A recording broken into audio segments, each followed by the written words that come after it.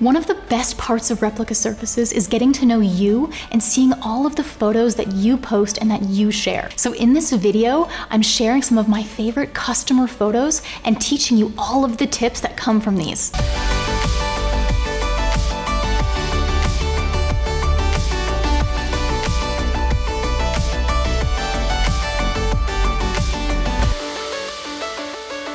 Hey guys, Mandy of Replica Surfaces here. You guys share some of the most beautiful food photos I have ever seen. And in this video, I'm gonna be breaking down some of our customer photos to show you exactly why I love each one. And don't worry, I got permission to share all of these, and I'm gonna be sharing the handles of each one of these amazing photographers so you can like and follow along on their photographic journey too.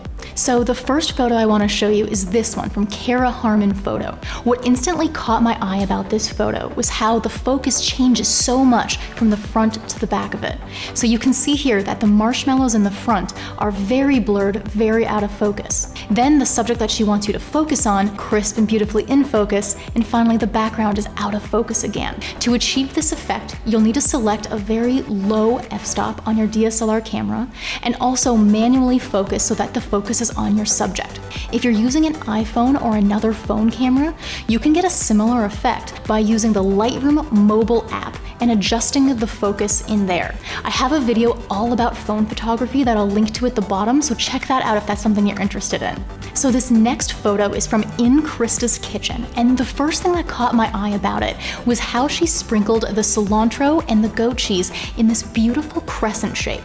So not only did she use sprinkles to add visual interest, which is something that I love, she also used the ingredients in her pizza to do it, and she added a really interesting geometric shape by sprinkling them in a crescent, which contrasts beautifully the rectangles that you get from the pizza slices, the pan, and the napkin underneath. So this leads me into this next photo from Samara from Scratch.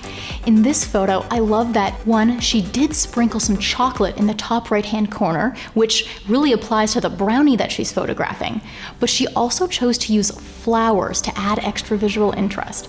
I love using flowers in food photography because even though you usually don't eat them, they just look really lovely and add a beautiful spring touch to things. The second thing I love about this photo is how Samara used her hands to add a personal touch.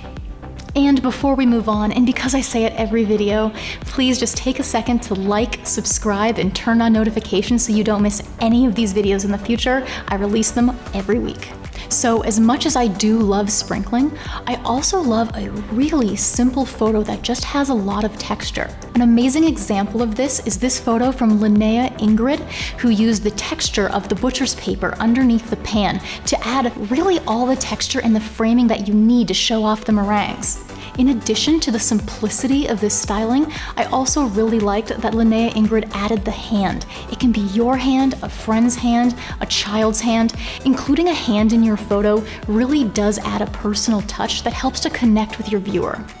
Rather than sprinkling your surface with ingredients in your dish, you can also drizzle it on, just like Pinch of Parsley did here with the sauce for her sushi. If you do use Replica surfaces, they're incredibly stain resistant to food items and wipe right off. Finally, I want to share with you this photo from Honest Foodie Blog because I love the way that she was able to create depth even though she was shooting flat lay. Here, she used a plant in the near field so that the plant could stay out of focus when she focused in on her sushi bowls. Similar to the marshmallow photo, the way to achieve this is to manually select your focus on a DSLR camera and use a low f-stop. Or, as I mentioned before, you can also create a similar effect by using the Lightroom mobile app on your phone camera.